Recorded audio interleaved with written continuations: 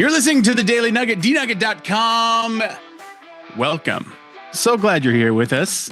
I'm glad yesterday's podcast is over. Yeah. Yeah, that was Janelle. I'm also here with Andy and Jen. My name's Sam. It is Tech Thursday. We're going to talk about some sort of technological wonder besides Zoom. It has nothing to do with rats, Janelle. Thank you. Well, hold on. This is what happens when I don't completely read the article before we talk about it. Supervision contact lenses. Conspiracy against me of something. Are you trying to get rid of me? Is that it? Do you want me to leave? No, we don't want you to leave. I didn't think this one had anything to do with rats.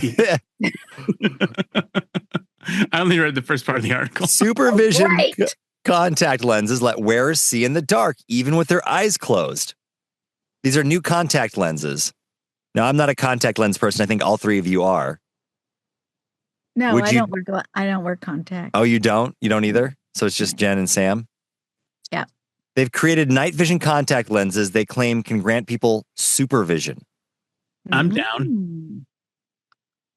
So it uses nanoparticles to absorb low-frequency light before emitting it in the visible spectrum, enabling you to see infrared wavelengths that are otherwise invisible to the human eye.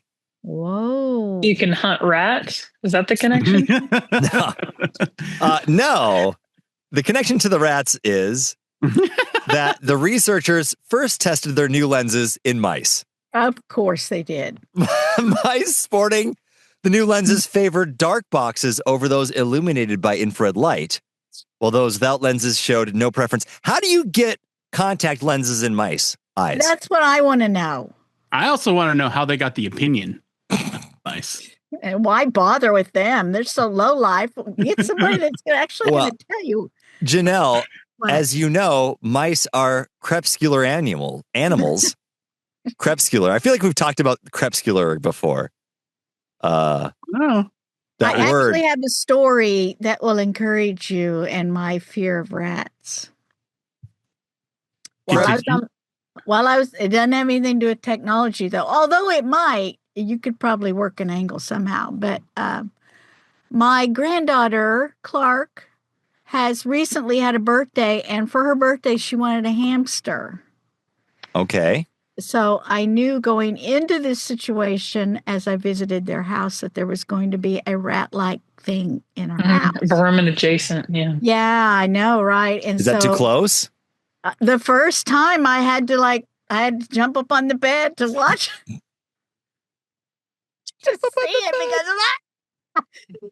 It was too closely related to the mice. And I just it doesn't have a tail. So, there was that. But it was so black and furry and rat-like. It was a small hard. dog. I didn't spend very much time in her room. Can I just say that? And there were times when she brought it out in the little rolly ball, Did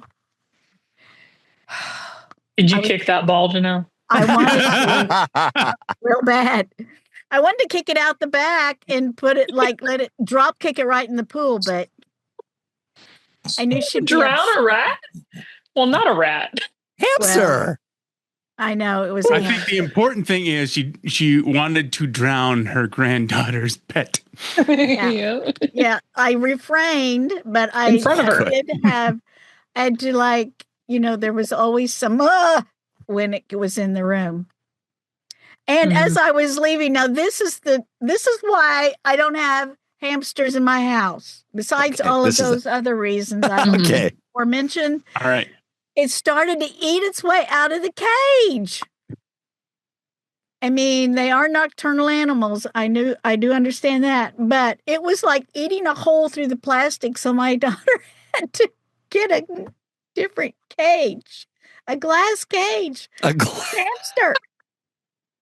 It's like when they had to jail Magneto at the end of X-Men and it had to be a cage. Everything was made out of plastic. Yes, it couldn't have any metal in it. Oh my God. That hamster is superhuman. Yeah. Super rodent. It may be. I'm just I'm glad did not come home with me. It may have come home with you, Janelle. If it can chew through a cage, what else can it do? Is it with you now, Janelle? Quick, go get the hamster, Janelle. Go get the hamster. There's no hamster in my house. Nor will I ever get one. Famous last words. That's the Nugget. NuggetHeyBale@gmail.com. Let us know about your favorite childhood pet that you had. No, yes. And if it is a crepuscular rodent, that's even better. Which, by the way, Janelle, hamsters are also crepuscular. Oh, now thanks for that.